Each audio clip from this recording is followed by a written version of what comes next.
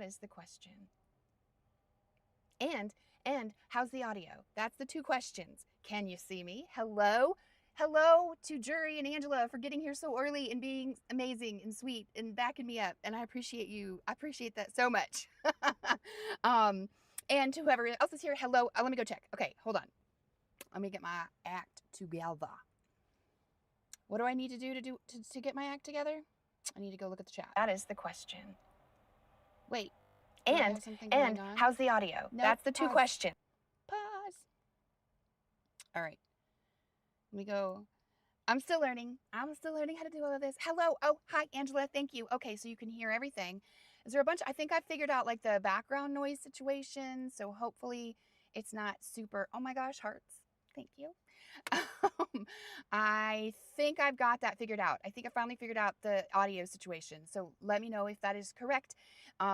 Angela says it's perfect, so I think it's perfect. Hello, everybody. I am so sorry that it's taken so long to get back to this. I really am trying to get it figured out so that I can do it more often. Words are hard. Hi, Stephanie. Hello. Hi, Tiny Fairy. Hi. You guys. You guys are here. I've been gone for so long, and look at you being here for me. That's the cutest thing. Oh, man. Okay. Right on, y'all. Right on, y'all. I almost did just like a chat stream today because I feel like we need to get a little bit caught up, and I figured, but like also I promised just the reading stream, and I want the reading stream. So we're going to do the reading stream, and maybe we'll do a a catch-up stream like later if I have enough Wi-Fi. I went through all my Wi-Fi the last time we streamed, so I'm gonna have to be careful with that. But anyway, am I feeling better? Immensely better. Yes, thank you. It was but it's much better now. It finally passed. Part of it was that I did just make a beeline for my daughter. I was just like, I need to hug the kid, even though she's not a kid anymore. I needed to hug her, and it really did help me feel a little better. So, I mean, a lot better actually. So anyway, all right. Okay. So, the book. All right. It's been a while, I know, since we read. So we're a little bit, you guys might have forgotten what was going on in the book. Not me. I would never forget. I didn't have to go and like sort of skim through the last couple of chapters to remind myself what happened in the book. That's silly. No, I have a steel trap of a brain. So I don't know what you're talking about. And in case you do not have a steel trap of a brain and you did not have the chance to maybe or maybe not go skim the last couple of chapters, I'll just get you caught up really quick in that obviously we're listening. If you don't already know, obviously you would know from the title, and now I'm just rambling and I need to get my act together because I'm a little nervous, and that's silly because I've done this already a few times. Anyway, Tom and Huck were in the graveyard and they witnessed Dr. Robinson, Potter, and Joe, who in the book they call him Injun Joe and sometimes half-breed, and we shall not be using those words, and I understand that's in the book, but this is our stream and we made a decision we shan't be using those words. So just Joe and Potter and Robinson. And they go, and I guess they're going to rob a grave or whatever. And Tom and Huck are there, and they see this. They're hidden, but they see this. And Potter, so they all come to like rob a grave. And somehow, like, Dr.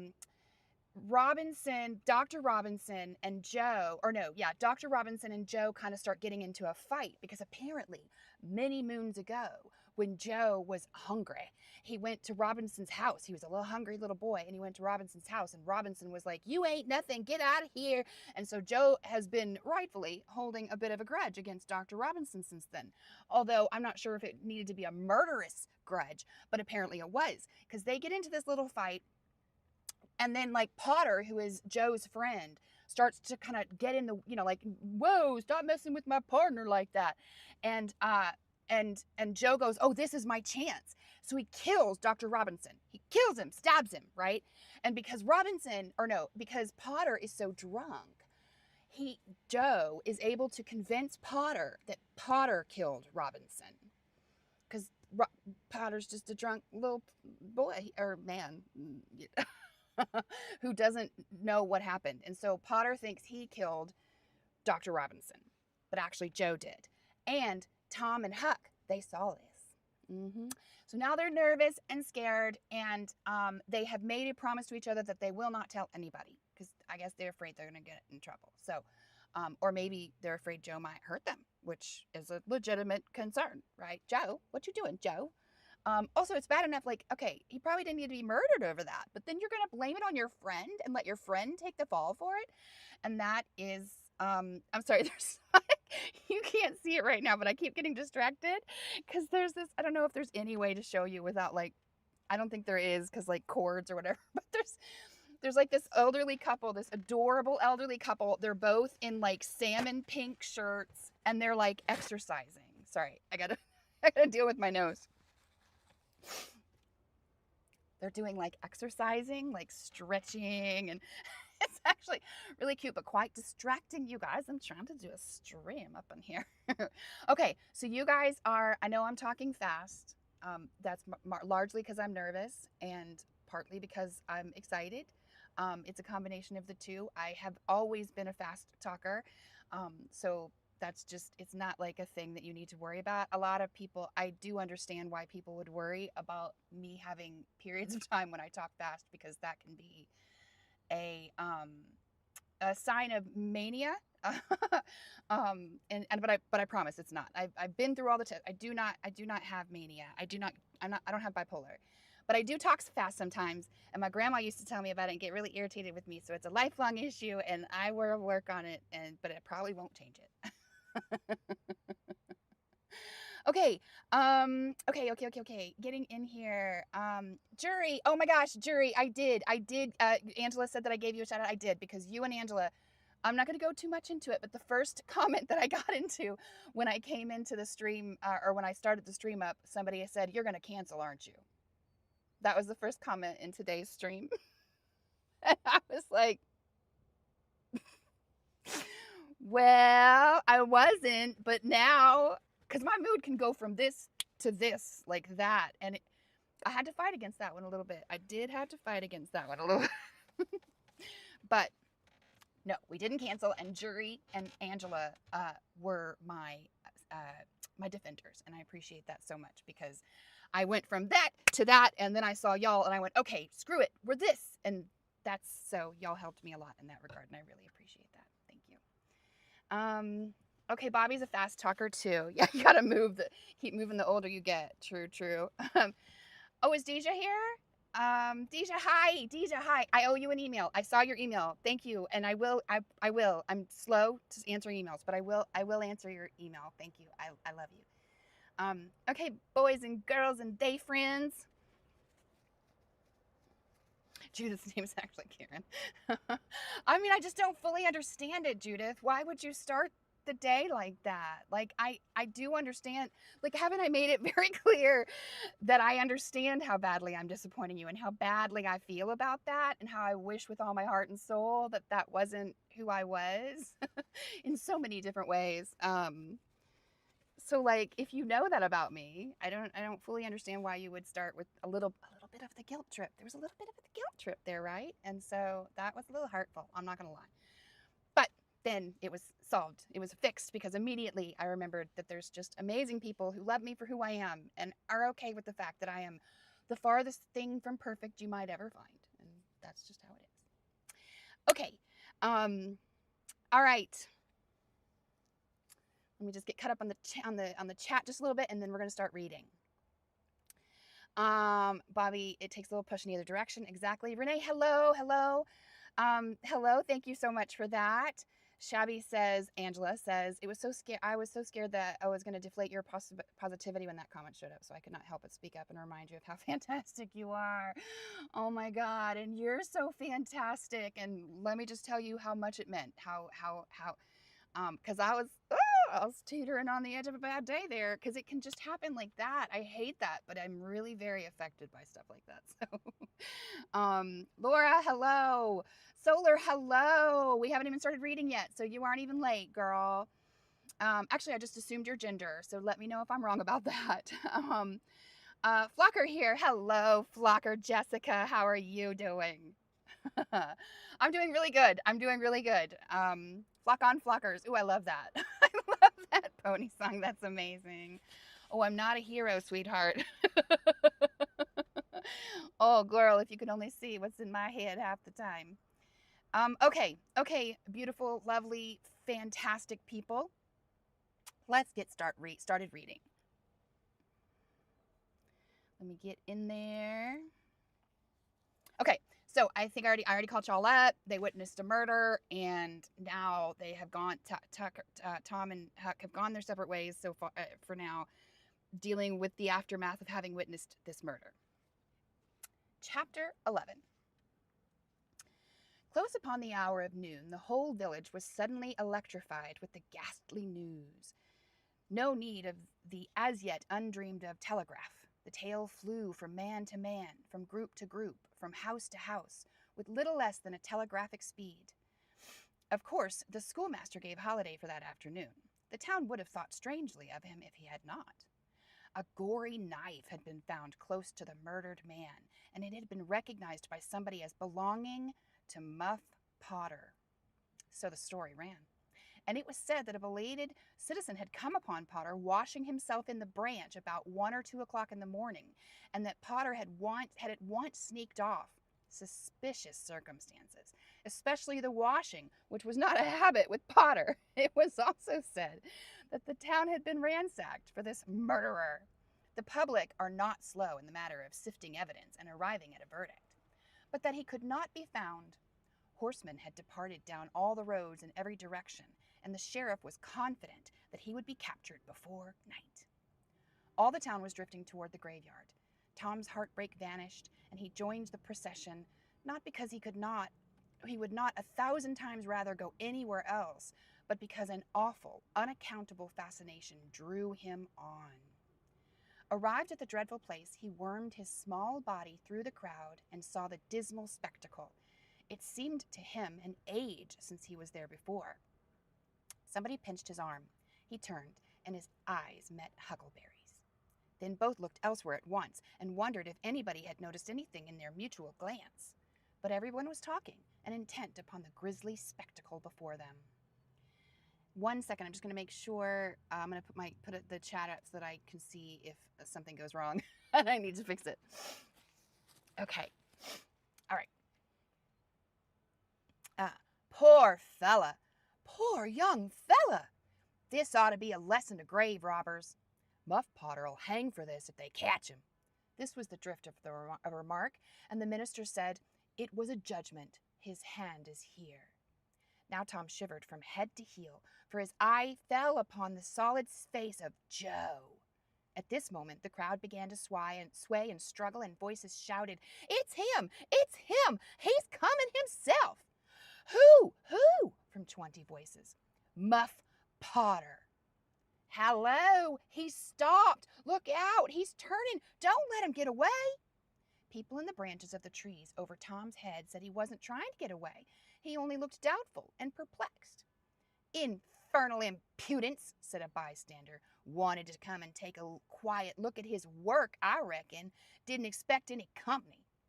The crowd fell apart now, and the sheriff came through, ostentatiously leading Potter by the arm. The poor fellow's face was haggard, and his eyes showed the fear that was upon him. When he stood before the murdered man, he shook as with a palsy, and he put his face in his hands and burst into tears. "I didn't do it, friends," he sobbed. "'Pon my word and honor, I never done it." "Who's accused you?" shouted a voice. This shot seemed to carry home. Potter lifted his face and looked around him with a pathetic hopelessness in his eyes. He saw Joe and exclaimed, "Oh, Joe, you promised me you'd never." "Is that your knife?" And it was thrust upon him by the sheriff. Potter would have fallen if they had not caught him and eased him to the ground. Then he said, "Something told me if I didn't come back and get—" He shuddered, then waved his nerveless hand with a vanquished gesture and said, "Tell him, Joe, tell him. It ain't any use anymore." Then Huckleberry and Tom stood dumb and staring, and heard the stony-hearted liar reel off his serene statement. They expected every moment that the clear sky would deliver God's lightning upon his head, and wondering to see how long the stroke was delayed. And when he had finished, and still stood alive and whole, their wavering impulse to break their oath and save the poor betrayed. If Muff Potter when it done it, if Muff Potter when it done it. Tom's fearful secret and gnawing conscience disturbed his sleep for as much as a week after this, and at breakfast one morning Sid said, Tom, you pitch around and talk in their sleep so much that you keep me awake half the time. Tom blanched and dropped his eyes. It's a bad sign, said Aunt Polly gravely. What you got on your mind, Tom? Nothing I know of, but the boy's hand shook so that he spilled his coffee. His coffee? And do you talk such stuff? Sid said. Last night you said it's blood. It's blood, that's what it is. You said that over and over, and you said, don't torment me so, I'll tell. Tell what? What is it you'll tell? Everything was swimming before Tom. There is no telling what might have happened now, but luckily the concern passed out of Aunt Polly's face, and she came to Tom's relief without knowing it. She said, Show, it's that dreadful murder. I dream about it most every night myself. Sometimes I dream it's me that done it. Mary said she ain't been affected much the same way. She had been affected much the same way. Sid seemed satisfied. Tom could get out of the presence as quickly as he plausibly could, and after that he complained of toothache for a week and tied up his jaws every night. He never knew that Sid lay nightly watching and frequently slipped the bandage free and then leaned on his elbow listening a good while at a time, and afterwards slipped the bandage back to its place again. Tom's distress of mind wore off gradually, and the toothache grew irksome and was discarded. If Sid really managed to make anything out of Tom's disjointed mutterings, he kept it to himself. It seemed to Tom that his schoolmates, never would get done holding inquests on dead cats, and thus keeping his trouble present to his mind.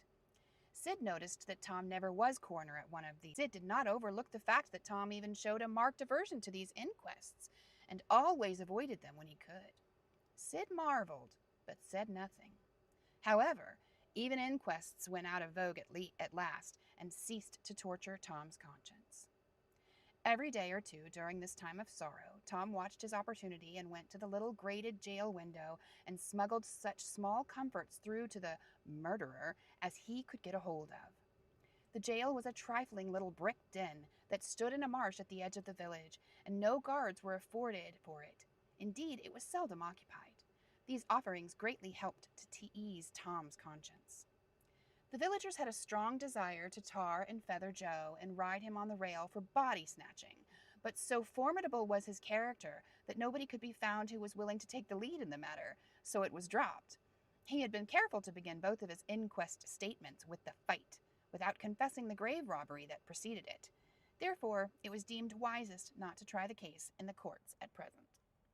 I don't really understand that. Why wouldn't it be? Because they're afraid of Joe? Is that what it is? Because they're afraid of Joe? I ain't afraid of Joe. I ain't afraid of Joe, y'all. Okay, hold on. Let me check the chat really quick. We're just going to do these in-between chat checks really, really, really quick so we don't mess the flow up too much. Hello. Okay, just making sure I'm not missing anything. Everything's going good. Amazing. Love you all. Okay, back at it. All right. Chapter 12.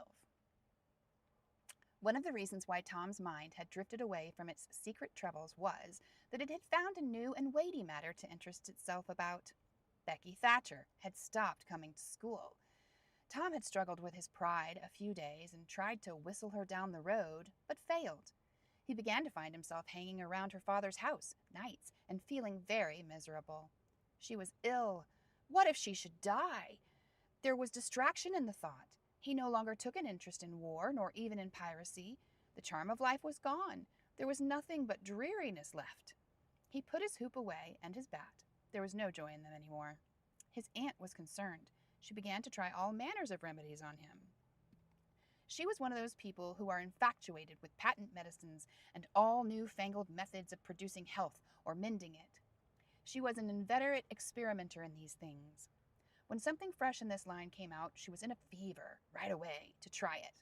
Not on herself, for she was never ailing, but on anybody else that came handy. She was a subscriber for all the health periodicals and phrenological frauds, and the solemn ignorance they were inflated with was breath to her nostrils. All the rot they contained about ventilation and how to go to bed and how to get up and what to eat and what to drink and how much exercise to take and what frame of mind to keep one's self in and what sort of clothing to wear was all gospel to her. And she never observed that her health journals of the current month customarily upset everything they had recommended the month before. Things ain't changed an awful lot since then, y'all. She was as simple-hearted and honest as the day was long, and so she was an easy victim. She gathered together her quack periodicals and her quack medicines, and thus, armed with death, went about on her pale horse, metaphorically speaking, with hell following after. But she never suspected that she was not an angel of healing and the balm of Gilead in disguise to the suffering neighbors. The water treatment was new now, and Tom's low condition was a windfall to her. She had him out at daylight every morning, stood him up in the woodshed and drowned him with a deluge of cold water. Then she scrubbed him down with a towel like a file, and so brought him to. Then she rolled him up in a wet sheet and put him away under blankets till she sweated his soul clean, and the yellow stains of it came through his pores, as Tom said. Yet notwithstanding all this, the boy grew more and more melancholy and pale and dejected. She added hot baths, sitz baths, shower baths, and plunges. The boy remained as dismal as a hearse. She began to assist the water with a slim oatmeal diet and blister plasters. What's that? Band-Aids? She calculated his capacity as she would a jug's and filled him up every day with quack cure-alls. Tom had become indifferent to persecution by this time. This phase filled the old lady's heart with consternation. This indifference must be broken up at any cost. Now she heard of painkiller for the first time. She ordered a lot at once. She tasted it and was filled with gratitude. It was simply fire in a liquid form, and then it made her limbs feel a little bit warm. No, sorry, that was me. Okay. She dropped the water treatment and everything else and pinned her faith to painkiller. She gave Tom a teaspoonful and watched with the deepest anxiety for the result. Her troubles were instantly at rest, her soul at peace again, for the indifference was broken up. The boy was drunk. No, sorry, that's me again. Okay. The boy could not have shown a wilder, heartier interest if she had built a fire under him. Tom felt that it was time to wake up. This sort of life might be romantic enough in this blighted condition, but it was getting to have too little sentiment and too much distracting variety about it. So he thought about various plans for relief, and finally hit upon that of professing to be fond of painkiller. I'm going to call my marijuana painkiller. It's just marijuana. It's a painkiller, you guys. A little painkiller. Okay, sorry. I keep interrupting. Okay. He asked for it so often that he became a nuisance and maybe an alcoholic. And his aunt ended up telling him to help himself and quit bothering her. If it had been Sid, she would have had no misgivings to alloy her delight. But since it was Tom, she watched the bottle clandestinely. She found that the medicine did really diminish, but it did not occur to her that the boy was mending the health of a crack in the sitting room floor with it. One day Tom was in the act of dosing the crack when his aunt's yellow cat came along, purring, eyeing the teaspoon avariciously, and begging for a taste. Tom said, "Don't go ask for it unless you want it, Peter." But Peter signified that he did want it. "You better make sure." Peter was sure. "Now you've asked for it, and I'll give it to you, because there ain't anything mean about me, but if you find you don't like it, you mustn't blame anybody but your own self." Peter was agreeable, so Tom pried his mouth open and poured down the painkiller. Peter sprang a couple of yards in the air and then delivered a whoop and set off around and round the room, banging against furniture, upsetting flower pots, and making general havoc. Next he rose on his hind feet and pranced around in a frenzy of enjoyment. Sorry, hang on, there's music. Is that music bothering you? Hang on 1 second. Should we wait for the music to pass? Oh, Deja, you're so cool. I'm just checking the chat really quick. Okay, the music's passed. Let's go on. All right. Next, he rose his hind feet and pranced around in a frenzy of enjoyment, with his head over his shoulder and his voice proclaiming his unappeasable happiness. I would like to know where can we all get some of this painkiller? Because I don't think it's alcohol anymore. I think it's a miracle, and I think we need some of this painkiller. Let's write Mr. Twain. Then he went tearing around the house again, spreading chaos and destruction in his path. Aunt Polly entered in time to see him throw a few double somersets, deliver a final mighty hurrah, and sail through the open window, carrying the rest of the flower pots with him. The old lady stood petrified with astonishment, peering over her glasses. Tom lay on the floor, expiring with laughter. Tom, what on earth ails that cat? I don't know, Aunt, gasped the boy. Why, I never seen anything like it. What did make him act so? Deed, I don't know, Aunt Polly. Cats always act so when they're having a good time. They do they? There was something in the tone that made Tom apprehensive. Yes'm, that is. I believe they do. You do? Yes'm. The old lady was bending down, Tom watching with interest emphasized by anxiety. Too late he divined her drift. The handle of the telltale teaspoon was visible under the bed valance. Aunt Polly took it, held it up. Tom winced and dropped his eyes. Aunt Polly raised him by the usual handle, his ear, and cracked his head soundly with her thimble. Now, sir, what did you want to treat that poor dumb beast so for? I done it out of pity for him, because he hadn't any aunt. Hadn't any aunt, you numbskull. What was that got to do with it? Heaps, because if he'd done one, she'd have burnt him out herself. She'd have roasted his bowels out of him, thought any more feeling than if he was a human. Aunt Polly felt a sudden pang of remorse. This was putting the thing in a new light. What was cruelty to a cat might be cruelty to a boy, too. She began to soften. Might be cruelty? Okay, sorry. She began to soften. She felt sorry. Her eyes watered a little, and she put her hand on Tom's head and said gently, I was meaning for the best, Tom. And Tom, it did do you good. Tom looked up in her face with just a perceptible twinkle peeping through his gravity. I know you was meaning for the best, Auntie, and so was I with Peter. It done him good, too. I never see him get around so since. Oh, go long with you, Tom, before you aggravate me again. And you try and see if you can't be a good boy for once, and you needn't take any more medicine. Tom reached school ahead of time. It was noticed that this strange thing had been occurring every day latterly, and now, as usual of late, he hung about the gate of the schoolyard instead of playing with his comrades. He was sick, he said, and he looked it. He tried to seem to be looking everywhere, but whether he really was looking down the road, presently Jeff Thatcher hove in sight. Hove? Is that how you pronounce that? Hove? Maybe, like hovered? In sight, and Tom's face lighted. He gazed a moment and then turned sorrowfully away. When Jeff arrived, Tom accosted him and led up warily to opportunities for remark about Becky, but the giddy lad never could see the bait. Tom watched and watched, hoping whenever a frisking frock came in sight, and hating the owner of it as soon as he saw it was not the right one. At last, frocks ceased to appear, and he dropped hopelessly into the dumps. He entered the empty schoolhouse and sat down to supper. Then one more frock passed in at the gate, and Tom's heart gave a great bound.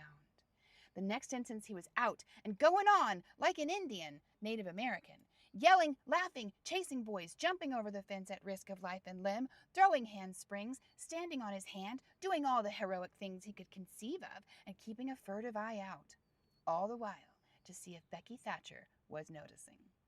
But she seemed to be unconscious of it all. She never looked. Could it be possible that she was not aware that he was there? He carried his exploits to her immediate vicinity, came war-whooping around, snatched a boy's cap, hurled it to the roof of the schoolhouse, broke through a group of boys, tumbling them in every direction, and fell sprawling himself under Becky's nose, almost upsetting her. And she turned with her nose in the air, and he had heard her say, "Oh, I'm sorry. I just saw MF, and I thought the girl said motherfucker, but I think she just said oomph." Okay, that's fine. Okay, and he heard her say, "Oomph. Some people think they're mighty smart, always showing off." Tom's cheeks burned. He gathered himself up and sneaking off, crushed and crestfallen. Did Becky hear about Amy? Ooh, guys, do you think Becky heard about Amy? And that's why she's like, ooh, screw that boy. Because That's what you should do, Becky. That's what you should do. Because you know what? If he will break Amy's heart for you, he will break your heart for the next pretty girl that comes into town. Take it from a lady who knows. Let me check the, that's the end of that chapter. Let me check the stream really quick. I will go through at the end and like look at the stream. But I just don't want to do too much, in between chapters. Okay, all right. I think everything's still going good. Hello, everybody. Hello, Bo. Hello. Foundation. Hello, you guys. Okay. Oh, Survivor, Christy. Is that right? Kristen. Golly, my brain. Anyway, I know you. I just don't know if I remember your name exactly right. Okay. Thank you for being here. I love you. All right. Chapter 13. This will probably be the last chapter. Last time I did 4 chapters and I realized that 4th chapter my brain was just starting to go somewhere else. And so I kept stumbling over my words. So we're just going to do 3 chapters at a time to avoid that in the future. All right. Chapter 13. Tom's mind was made up now. He was gloomy and desperate. He was a forsaken, friendless boy, he said. Nobody loved him. When they found out what they had driven him to, perhaps they would be sorry. He had tried to do right and get along, but they would not let him. Since nothing would do them but to be rid of him, let it be so, and let them blame him for the consequences. Why shouldn't they? What right had the friendless to complain? Yes, they had forced him to it at last. He would lead a life of crime. There was no choice. By this time he was far down Meadow Lane, and the bell for school to take up tinkled faintly upon his ear. He sobbed now to think he should never, never hear that old familiar sound any more. It was very hard, but it was forced on him, since he was driven out into the cold world. He must submit. But he forgave them. Then the sobs came thick and fast. Just at this point, he met his soul's sworn comrade, Joe Harper, hard-eyed and with evidently a great and dismal purpose in his heart. Plainly, there were 2 souls with but a single thought. Tom, wiping his eye with his sleeve, began to blubber out something about a resolution to escape from hard usage and lack of sympathy at home by running abroad into the great world never to return, and ended up hoping that Joe would not forget him. But it transpired that this was a request which Joe had just been going to make of Tom, and had come to hunt him for that purpose. His mother had whipped him for drinking some cream, which he had never tasted and knew nothing about. It was plain that she was tired of him and wished him to go. If she felt that way, there was nothing for him to do but succumb. He hoped she would be happy and never regret having driven her poor boy out into the unfeeling world to suffer and die. As the 2 boys walked sorrowing along, they made a new compact to stand by each other and be brothers, and never separate till death relieved them of their troubles. Then they began to lay their plans. Joe was for being a hermit and living on crusts in a remote cave and dying sometime of cold and want and grief. But after listening to Tom, he conceded that there were some conspicuous advantages about a life of crime, and so he consented to be a pirate. 3 miles below St. Petersburg, at a point where the Mississippi River was a trifle over a mile wide, there was a long, narrow, wooded island with a shallow bar at the head of it, and this offered well as rendezvous. It was not inhabited. It lay far over toward the further shore, abreast a dense and almost wholly unpeopled forest. So Jackson's Island was chosen. Who were to be the subjects of their piracies was a matter that did not occur to them. Then they hunted up Huckleberry Finn, and he joined them promptly, for all careers were one to them. He was indifferent. Doctor, pirate, whatever.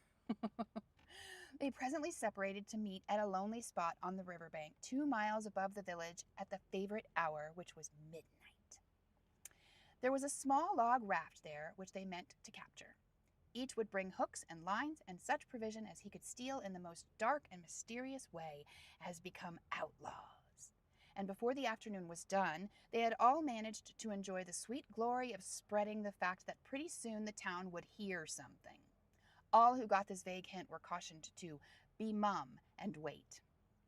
About midnight, Tom arrived with a boiled ham and a few trifles. That sounds so gross, sorry. With a boiled ham and a few trifles, and stopped in a dense undergrowth on a small bluff overlooking the meeting place. It was starlight and very still. The mighty river lay like an ocean at rest. Tom listened a moment, but no sound disturbed the quiet. Then he gave a low, distinct whistle. It was answered from under the bluff. Tom whistled twice more. These signals were answered in the same way. Then a guarded voice said, "Who goes there?" "Tom Sawyer, the Black Adventure of the Spanish Main. Name your names." "Huck Finn, the red-handed and Joe Harper, the Terror of the Seas." Tom had furnished these titles from his favorite literature. "'Tis well. Give the countersign." Two hoarse whispers delivered the same awful words simultaneously to the brooding night. "Blood." Then Tom tumbled his ham over the bluff and let himself down after it, tearing both skin and clothes to some extent in the effort. There was an easy, comfortable path along the shore under the bluff, but it lacked the advantages of difficulty and danger so valued by a pirate. The Terror of the Seas had brought a side of bacon and had about worn himself out with getting it there. Finn, the red-handed, had stolen a skillet and a quantity of half-cured leaf tobacco, and had also brought a few corn cobs to make pipes with. But none of the pirates smoked or chewed but himself. The Black Avenger of the Spanish Main said it would never do to start without some fire. That was a wise thought. Matches were hardly known there in that day. They saw a fire smoldering upon a great raft 100 yards above, and they went stealthily thither and helped themselves to a chunk. They made an imposing adventure of it, saying "hist" every now and then, and suddenly halting with finger on lip, moving with hands on imaginary dagger hilts, and giving orders in dismal whispers that, if the foe stirred, to let him have it to the hilt, because dead men tell no tales.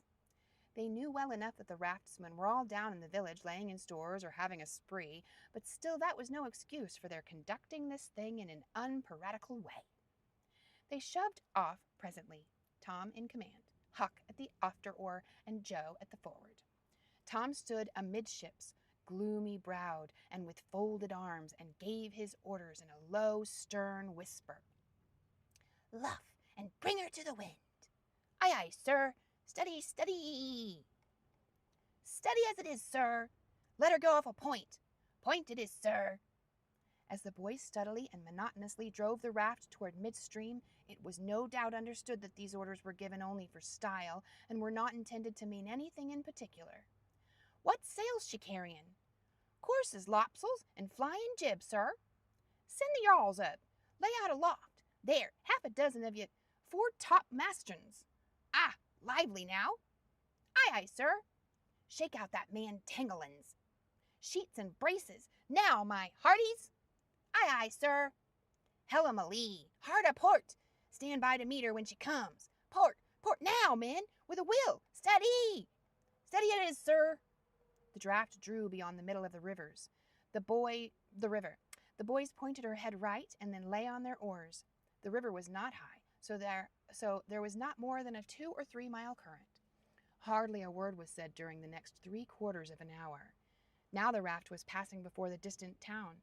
2 or 3 glimmering lights showed where it lay, peacefully sleeping, beyond the vague, vast sweep of star-gemmed water, unconscious of the tremendous event that was happening.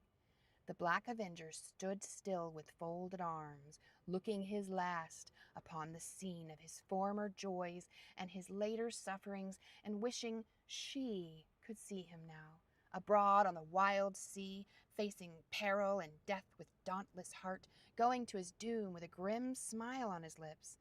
It was but a small strain on his imagination to remove Jackson's Island beyond eyeshot of the village, and so he looked his last with a broken and satisfied heart.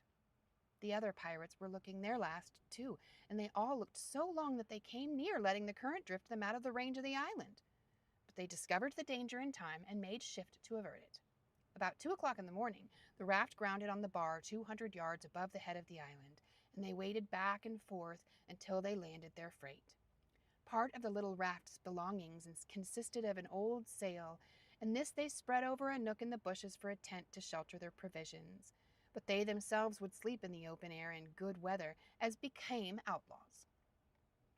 They built a fire against the side of a great log 20 or 30 steps within the somber depths of the forest, and then cooked some bacon in the frying pan for supper, and used up half the corn pone stock they had brought. It seemed glorious sport to be feasting in that wild, free way in the virgin forest of an unexplored and uninhabited island, far from the haunts of men, and they said they never would return to civilization. The climbing fire lit up their faces and threw its ruddy glare upon the pillared tree trunks of their forest temple and upon the varnished foliage and festooning vines. When the last crisp slice of bacon was gone, and the last allowance of corn pone devoured, the boys stretched themselves out on the grass, filled with contentment. They could have found a cooler place, but they would not deny themselves such a romantic feature as the roasting campfire. "Ain't it gay?" said Joe. "It's nuts," said Tom. "What would the boys say if they could see us?" "Say, well, they'd just die to be here. Hey, Hucky?" "I reckon so," said Huckleberry. "Anyways, I'm suited. I don't want nothing better than this. I don't ever get enough to eat generally, and here they can't come and pick at a fellow and bullyrag him so."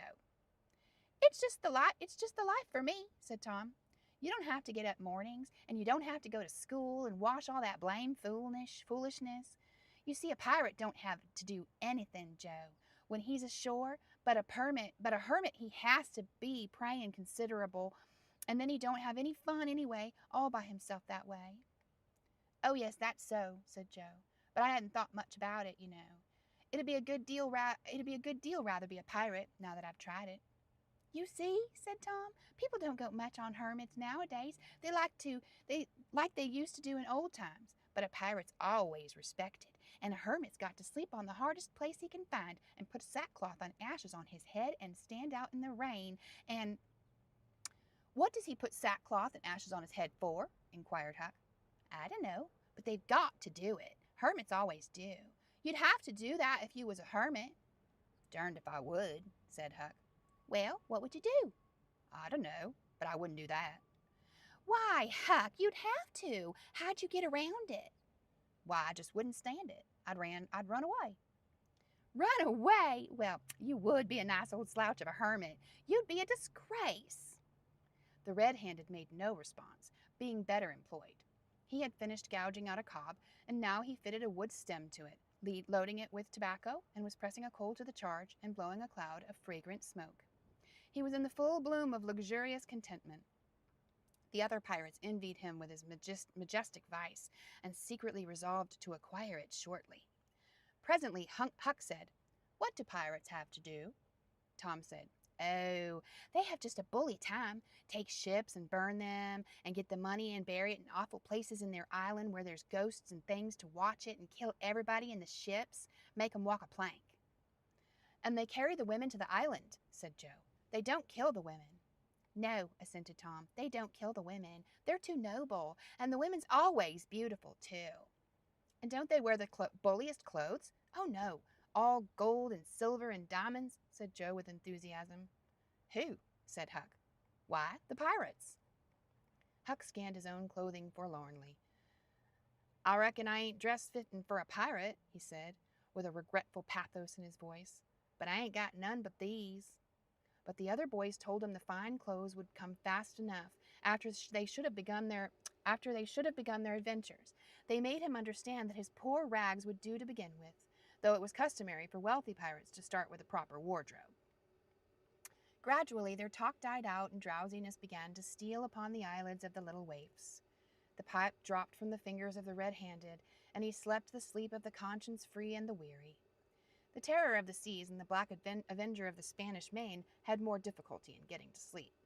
They said their prayers inwardly, and lying down, since there was nobody there with authority to make them kneel and recite aloud, in truth, they had a mind not to say them at all, but they were afraid to proceed to such lengths as that, lest they might call down a sudden and special thunderbolt from heaven. Then at once they reached and hovered upon the imminent verge of sleep. But an intruder came now that would not down. It was conscience. They began to feel a vague fear that they had been doing wrong to run away. And next they thought of the stolen meat, and then the real torture came. They tried to argue it away by reminding Conscience that they had purloined sweetmeats and apples scores of times. But Conscience was not to be appeased by such thin plausibilities. It seemed to them, in the end, that there was no getting around the stubborn fact that taking sweetmeats was only hooking, while taking bacon and hams and such valuables was plain simple stealing. There was a command against that in the Bible. So they inwardly resolved that so long as they remained in the business, their piracies should not again be sullied with the crime of stealing. Then Conscience granted a truce, and these curiously inconsistent pirates fell peacefully to sleep. They gonna be criminals that don't do no crime, because that's the best way to be a criminal. It's my favorite way to be a criminal. Yes, it is. Because I'm a criminal. Sorry, okay. Okay, let me get the chat up. Hello. Okay, all right. I think that's the end of the reading for today. So if you're done with listening, this would be the end of the reading. But I'm now going to come in and check out the chat and talk to people who... Oh, hold on 1 second. Let me just let my daughter know that I am on a stream. Hello, Sweet Pea. I am currently... Wait. I'm currently live streaming. So can I call you back?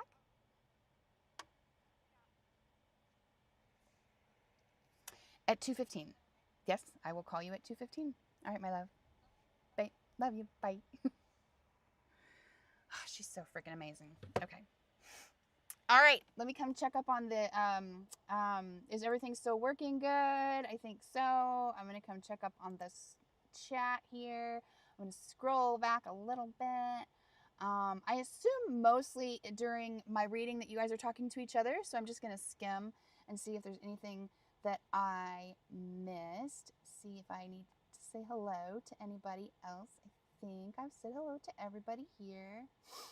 Oh, okay. Survivor, aka Kristen or Christy. Kristen? Kirsten? Bless it. Sorry, I'm so bad. But anyway, you're already gone. So bye. Have a good day.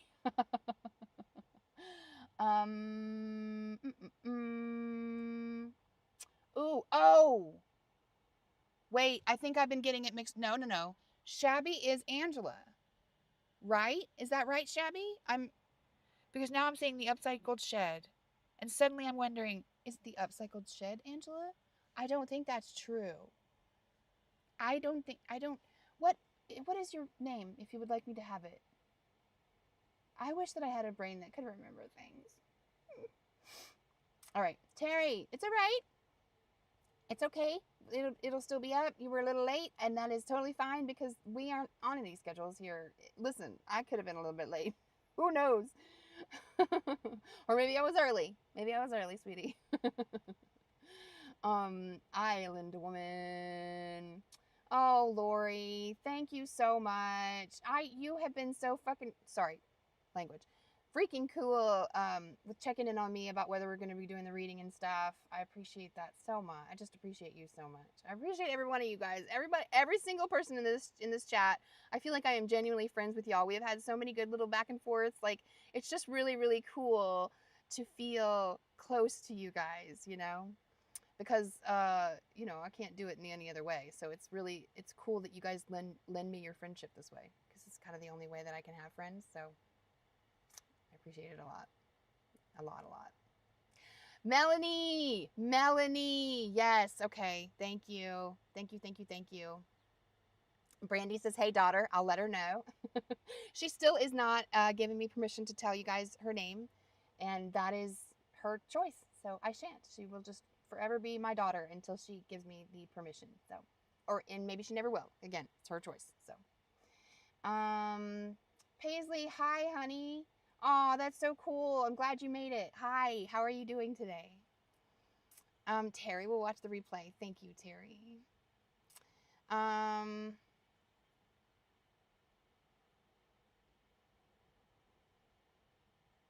Judith, I'm not sure. Listen, Judith, I see your thing here. So the lady you're house sitting for said you're not to vlog at her house. She didn't say that. Her name's Sharon. She's freaking brilliant, amazing, and beautiful. And she's like totally supportive of me in whatever I do. Apparently, unlike you. Um, sorry, if y'all don't know, she started. Judith is fine. Maybe she's having a bad day. I try to tell myself maybe somebody's just having a bad day. But the very first comment on this stream, before it even started, like when I had just scheduled it, she came in and said something like, "You're going to cancel, aren't you?" Which isn't a completely uncalled for comment. I understand based on my history, but it did needle me a little bit because it's one of them things I have a little bit of insecurity about. So I'm a little bit not sure how to feel about what Judith is saying to me. And like, I don't think I've even talked to you before. So like, I don't understand. Like, I don't really understand why you hate me. What did I do to you, Judith? I'm not sure. Anyway, Judge Judy. Paisley is busy. What have you been doing? Oh, Judith thinks I'm just a quitter. Yeah, Judith, I am. Guess what? That's the actual truth. I am just a quitter. That's what I do. I quit everything I've ever started, and it's a problem, and it's ruined my life. So thanks for that reminder. Have a good day. All right. I think that if you say another mean thing, Judith, I'll just kick you out. Okay. Anyway. Oh, okay.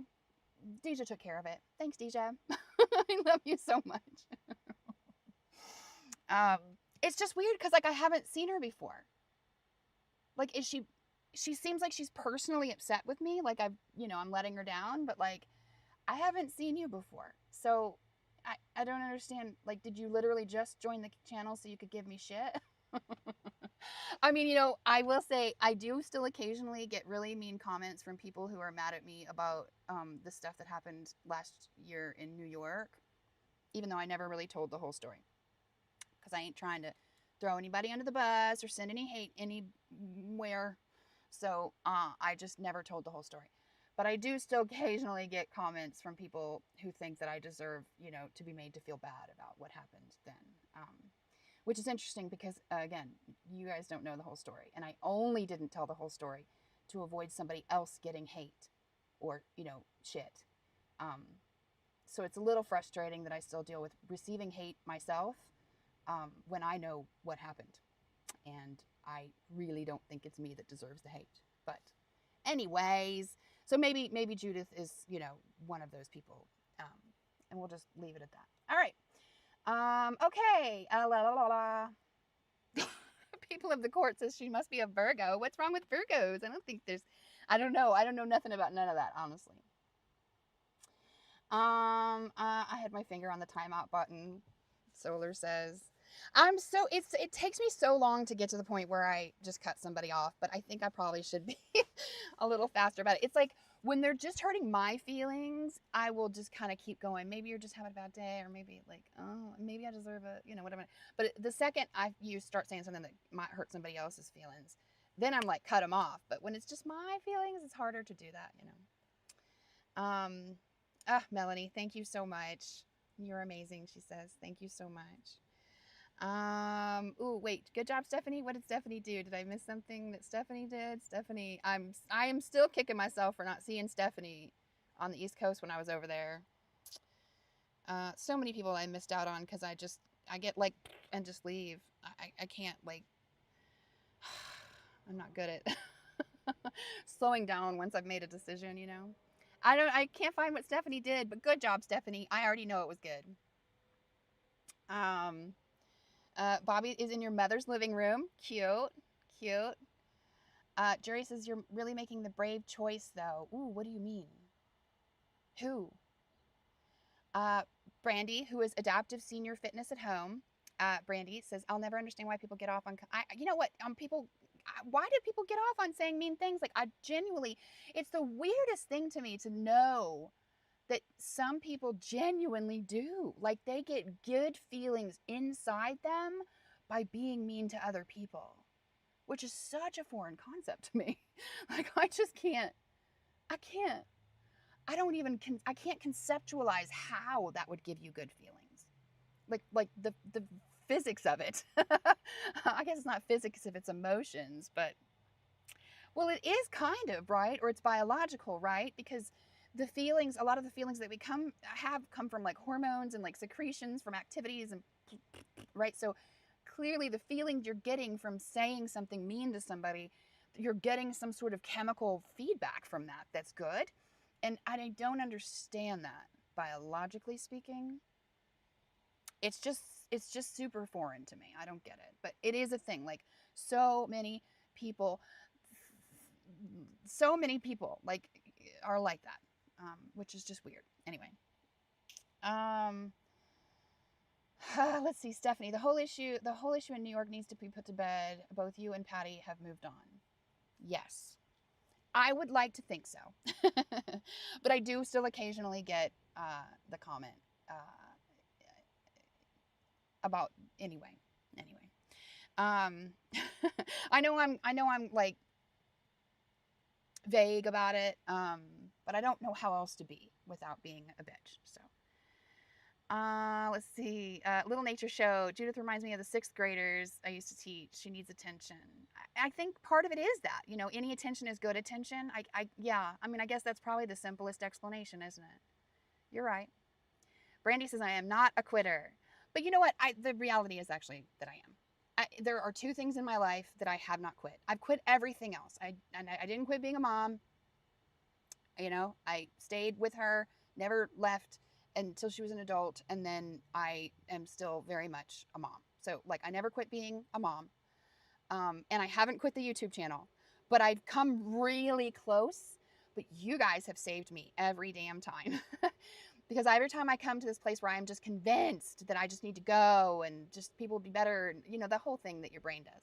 You guys are like, lady, no, no. And you have stopped me from quitting many times. And so I am not going anywhere. But those are the only two things in my whole life that I can think of that I haven't quit. I just quit. I just do. I don't know why. I've quit every job. I quit school several times. I would start again and then I would quit. I quit every hobby that I've ever started. I quit. I don't know why. I am, a quitter. But like, trying to love myself anyway. And I appreciate that y'all do. So,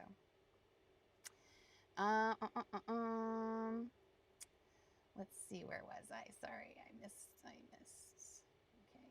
I don't think 60 seconds is long enough. Was it like a timeout? Terry, Birdie, you are loved. And oh my goodness, so are you. So are you. Kim, someone hurting your feelings hurts us, so block them immediately. Okay, that's an interesting perspective, Kim. And that is the most important thing. So if that's the way that it is, then we'll just be a little quicker on the draw then. Thank you for that. Let's see. Faux, Fur, and Friends. Thanks for looking out for us, Deja. Deja is amazing. If you guys haven't met Deja yet, go check out Deja's channel. They are just fantastic people. Fantastic person.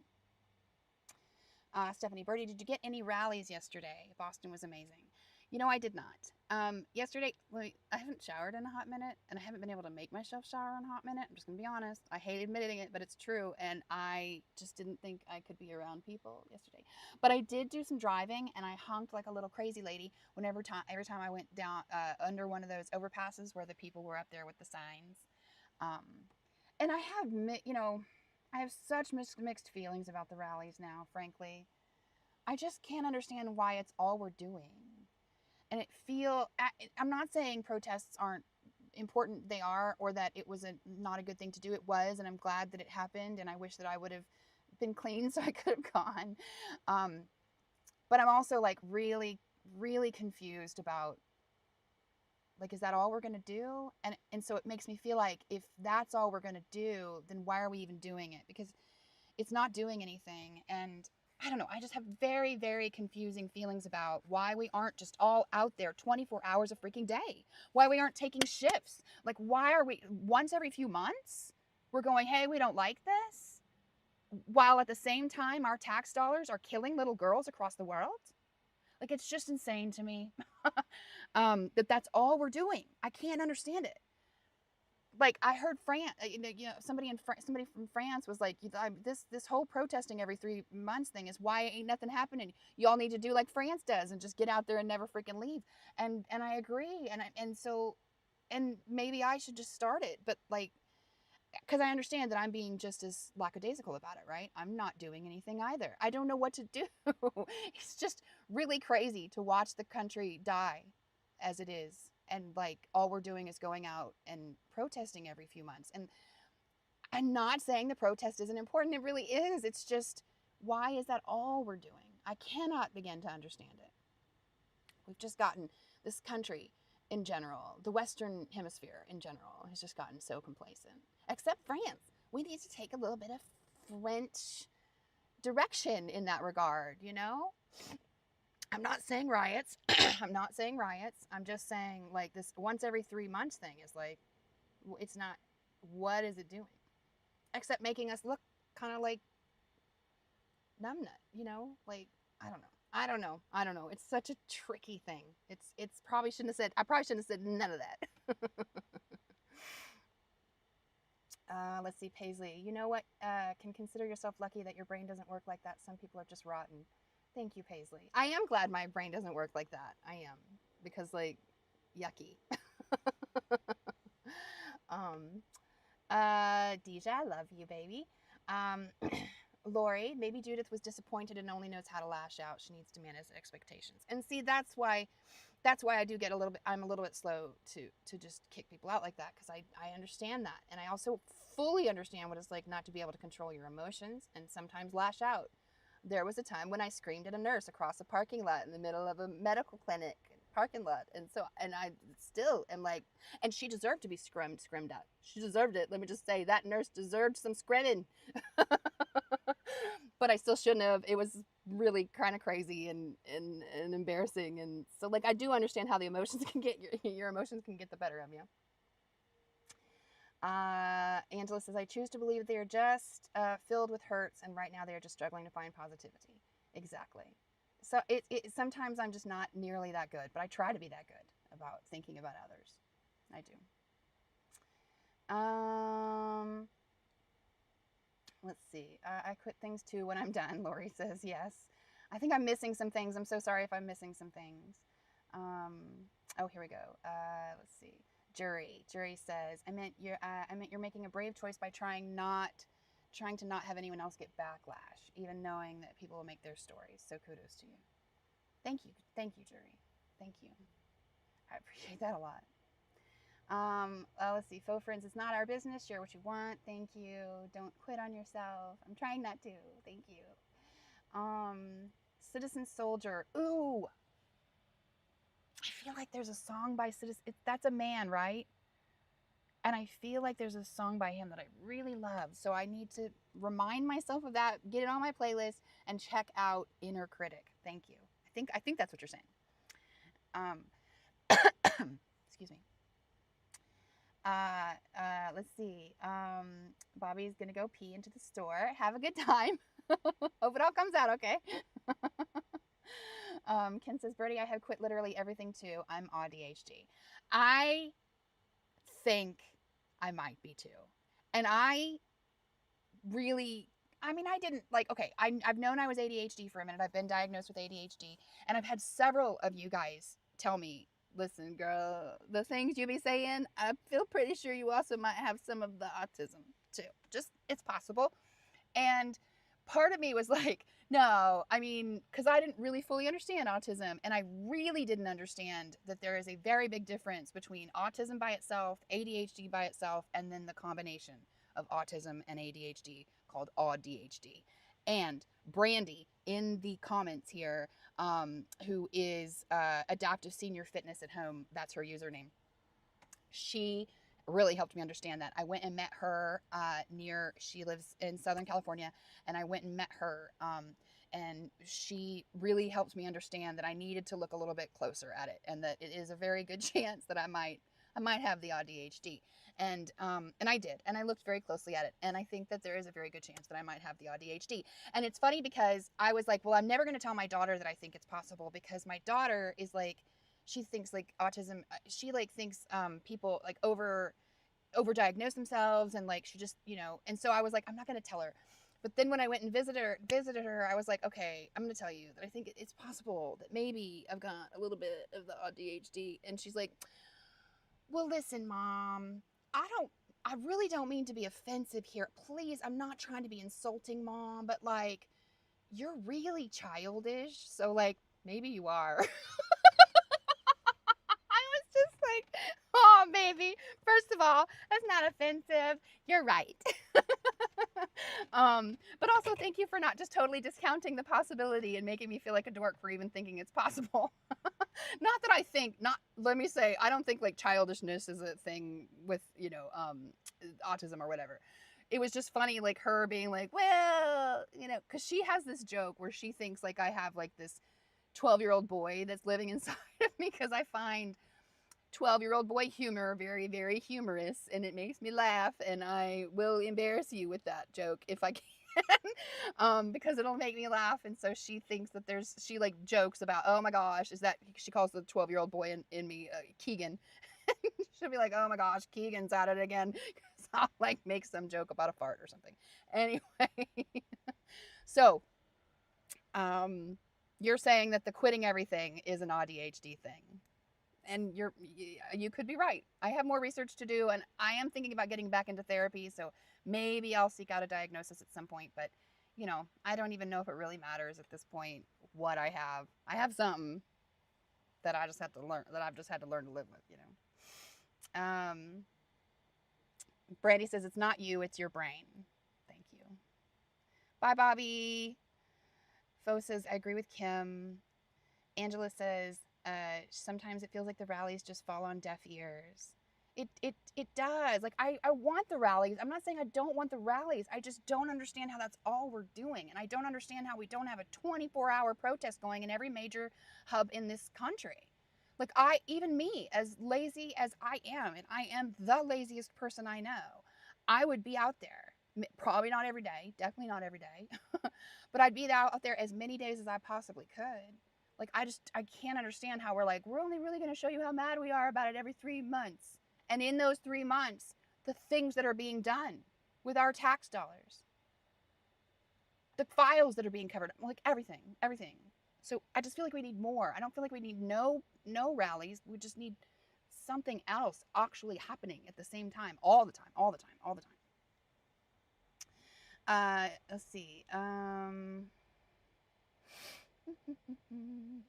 Sorry, it keeps scrolling, so then I lose my place. Yes, I think oh, wait, I think I just saw somebody said I'm not a quitter, I'm a good starter. Oh, DJ says maybe you're just an amazing starter. I like that, because I will start the shit out of something, y'all. I mean, I will start some shit. I'm a really good starter. That's funny. Okay, let's see. Oh, wait, I think I went back a little too far. So, Fur, okay, Fur is my chosen name. Lori is what you knew me as before. Okay, Fur. I like that. Cute. Okay. All right. I like that. That's awesome. Stephanie, I understand completely, Birdie. The craziness gets crazier, but now the whole world rallied behind us this time. Well, that is good. And I haven't looked at the news, so maybe it was better. I better start seeing some results in November, though. I mean, people keep talking about November, like we gon' look, and we just gonna take back the House. We gonna take the Congress. Like, we're gonna have free and fair elections. I mean, that's assuming a lot. That's assuming a lot, considering all the votes that are being, the ballots that are being collected, and I don't see how that happens. I really just don't see how that happens at this point. But maybe I'm being a conspiracy theorist, and I understand that. I don't know. I don't know what we should do. It seems so weird that we're not doing really anything, especially them Democrats in office. Boycott billionaire fascists. Yes. Although, I say that as I'm on Starlink right now. So I'm a bit of a hypocrite. Maybe a giant hypocrite. Like, that's the thing. It's so hard to function in the world without supporting billionaire fascists. It's the system, man. Like, and I'm just as fucking guilty as anybody else. Fully admit that.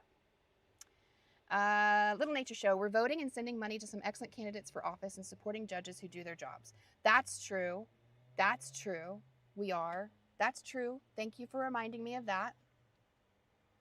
Lori says, I joined my party and wait. Stop pushing things. How do I stop pushing things? There we go. The protests also talk to businesses. They do? Okay. Okay, that's good. That's good. I don't know what Ankus Naman said, but Deja decided it wasn't worth us seeing, so I trust Deja. Stephanie, I hear you, Shabby. It does feel that way, but at least I feel heard and I'm standing amongst like-minded people. That is the big thing. I would have gone to the rally just for that if I wasn't worried about the fact that I was stinky and I couldn't make myself go take a shower. Can't believe I keep saying that online, but like, it's the reality of why I miss out on so many things. So there it is. I would have gone just for that because there is just a feeling being around people and being reminded that there are just still a lot of people that, the majority of us, I do believe it's the majority of us that cannot stand what's happening right now, feel disgusted and, in some ways personally liable. As much as I hate to say it, like, in some ways, it's hard not to know and accept that these things are being done around the world in our name. And we're all being blamed for it. Okay, I'm sorry. I keep getting political. But it's a political time, y'all. It's a political time. Kim says, girl, I'm telling you, you're my twin. Aw, cute. We should meet. I hope we get to meet someday. Deja Love, how about a Zelle number? I don't know what that is. Deja says, I mod for a trans friend and it takes several of us to keep the chat safe. I can only imagine what it is like to live as a trans person in the world, but especially in this country right now. How freaking hard it is just to exist, just to live and be a person. I can't even imagine how hard it is for you, for everybody, anybody that is trans in this country. So freaking sad. Wait, where was I? Oh, let's see. Okay, that's somebody else. That's talking to somebody else. I'm totally a child. I've accepted it. Brandy. Oh, are we talking about the fact that my daughter was like, I really don't mean to hurt your feelings, Mama, but like okay, look, I'm sorry. It's really hard for me to say it. Like, it was so hard for her to get it out because she was so afraid it was going to insult me. But you are really childish. And so, like, I don't mean that in a bad way. But like, maybe you are. Oh, that was really actually quite funny and cute, and she's not wrong. I'm childish in so many ways, not just my humor, but like my emotional maturity level, my all of that. I'm very, very, very childish. But also, it's more fun to live a little bit like a child. I'm just gonna say that it's a little more fun, a little less boring. It absolutely does matter to know who you are. I literally lived for 53 years and did not know who I was. Yes, I agree. I'm just saying, does it matter if I get an actual diagnosis or not? I don't really know. Maybe. For me, I'm not saying a diagnosis isn't important just in general. And I think it is so important for many, many, many, many people to fully understand who they are. But I have an interesting relationship with the mental health world just in general. Not a bad one, but just I haven't really been helped by it. So I don't really know that I need a doctor to tell me anything. I am open to the fact that it is ADHD, and what I do with that, I don't really even know, frankly. It's not like there's a medication, and it's not like I would even want to change, I think, probably that part of myself anyway.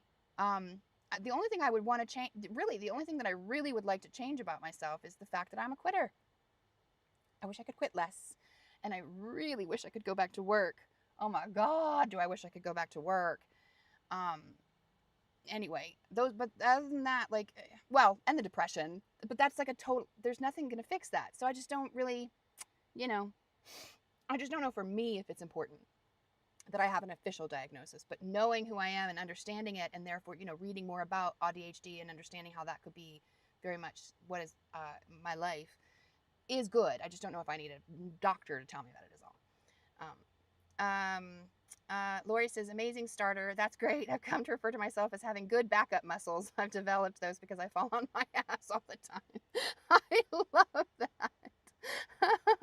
Stephanie says, I'm not wrong. I have no idea what you mean by that, but thank you.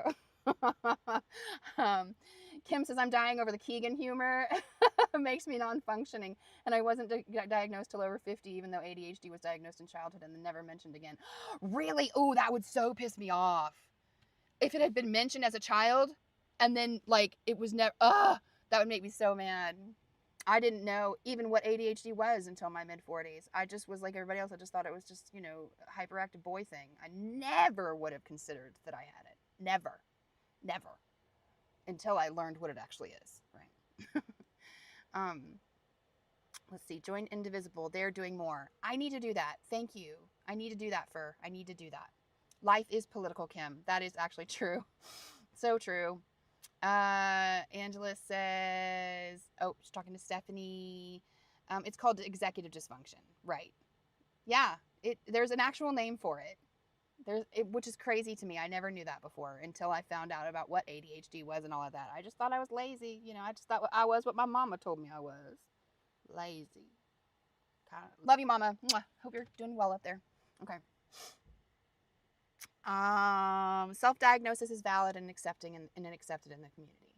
Thank you. I do think there is a chance that I am. So we'll go with that. Bought roller skates at 49.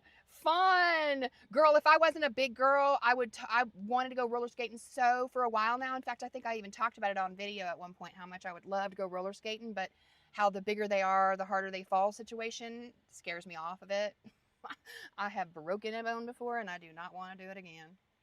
But sounds like fun. I hope you had fun. Living the Irony. Hello. Mom on the Spectrum is a fantastic website about autism and ADHD, especially for women. Also have some great tests designed for women. Oh, cool. Okay, cute. Cute. Trans pride. Hell yeah.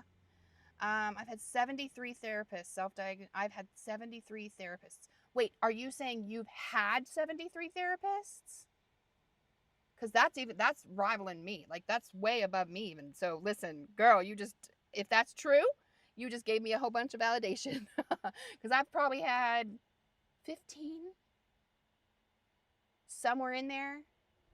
Well, if you count like the child stuff when we went as a family, as a child, a few more. But oh no, what happened? Did I just lose something? Oh no. Did I just wait? Are y'all there? Count like the child stuff when we went. Are you there? Or did I lose you? I don't know if my internet just died, maybe. Ooh, I should probably check and see if my battery's about to die. It's probably almost time to go, guys, because my battery's probably about to go ploops. Okay, let me catch up really quickly here. I may have already lost you. Oh, wait, is it still going? As a fan, maybe? Well, okay, no, it's still going. I don't know what's happening. All right, I think that my computer is telling me, or the internet is telling me that it's probably, I may have gone through my Wi-Fi data already. I only have like 50 a month, and after you get after 50, they slow you way down. It's basically useless at that point. So I may have gone through my Wi-Fi data for the month. That might be what's happening. In and out of therapy my whole life, Kim says, including 3 inpatient treatments, searching for answers, so many misdiagnoses. And let me quickly ask you before I go, the inpatient treatment, how helpful were they? I have people in my life, well, no, not in my life, in our community here, who tell me that I need to be institutionalized. And I am like, I know how that's going to go. You know, even if on my worst day, I go to the hospital and they're like, I need to be put in the hospital. First of all, I have very poor people insurance. So the likelihood is that they might just deny me right at the door. But if they let me in, even for like a couple of days, you know, they're not going to let me stay. Because again, I got the poor people insurance. They're not going to let me stay. So I'm going to just be sent back out into the world without, it's not like all it's going to do is give me a couple of days where I feel like I'm in prison. I don't believe that going to a medical hospital is going to help me, even in my worst moments. I just don't. And I don't think I let me clarify really quickly. If I believed that I was actually in danger of hurting myself, I would, okay? I would, because that is how they could help me. They could help me from keeping me from hurting myself. So I would. And I think that if you guys, anybody is ever in a position where you think you might actually be a danger to yourself, get thee to a hospital immediately. Immediately. So I'm not saying that it's not a good thing in some ways, but I know I'm not going to hurt myself as much as sometimes I might want to. I know I'm not going to. So, like, there's nothing they can do for me. They're not going to be able to cure me. They're not going to be able to save me. They're not going to keep me from hurting myself because I'm already not going to hurt myself. Like, that's never an option for me. Because of my daughter, because of the experience that I've had in the past, I've talked about that. So, I'm curious though. Not helpful, Kim. See? Okay, see? I have never talked to anybody who's been institutionalized other than people who were like in imminent danger of hurting themselves and they were able to stop themselves through the help of medical intervention. Other than that, I have never ever once heard of institutionalizing somebody, putting them in a hospital, actually doing much of anything for them at all. I've never heard of it. Living the Irony just says I was inpatient for 6 weeks, did zero good. And there's no way I'm going to even be able to be in there for 6 weeks. My insurance will not cover it. It just will not. My insurance gives me every 2 weeks, 30 minutes of therapy. That's what I can get with my insurance. Every 2 weeks, 30 minutes of therapy. They ain't not going to put me into a hospital. And even if they did, it wouldn't do no good. So I'm not going to a hospital. I mean, I appreciate people who think that I should, but I'm not. I love you. The people, and none of you guys in here have said it. But it's not that I don't appreciate the concern. I do. It's just I know how that's going to go, how it'll go. It's not going to do anything other than help me lose a couple of days. Medication can help. Yes, I'm on Prozac. It helps some. Nothing ever really, really helped, but it helps a little. Just my opinion. No, I don't think you need inpatient. I've had family members go that route on the poor insurance plan. Don't do it. See? Okay. Thank you guys so much. Thank you guys so much for validating my thoughts on that. If I really thought it would help, I would. Like, listen, I don't want to feel this way. I don't want to feel that really bad when I get that really bad. I do not want to. And if I thought there was anything that would help it, well, I've tried all the things. And if I thought going to a hospital would help it, I would. Real quick. But I just know how it's going to go. I already just know. Like, I've heard all the stories. See, Upcycled Shed is saying right now, Melanie, I agree. Hospitals and doctors make me worse. As long as you know you won't hurt yourself, I think sometimes we know ourselves and help. Yeah, exactly. Exactly. So that's, yes, exactly. Shauna Stockhouse. Hello. Am I saying that right? Siona, maybe? That's wild. I have poor people insurance and I do therapy once a week for an hour. Where do you have your insurance? Because when I was in Virginia, my poor people insurance covered an hour a week. In California, my poor people insurance covers every 2 weeks, 30 minutes, which is like what even is the point? I might do it anyway, but anyway. So anyway, where are you? Siona, am I saying that right? Lori says, love you, Birdie. Have a great day. You too, sweetheart. Thank you so much for being here. I'm getting ready to wrap up. Living the Irony says, you're a nomad. Follow your gut. Thank you. People of the court, great seeing you. You too. Paisley, Stone Steakhouse, you must live.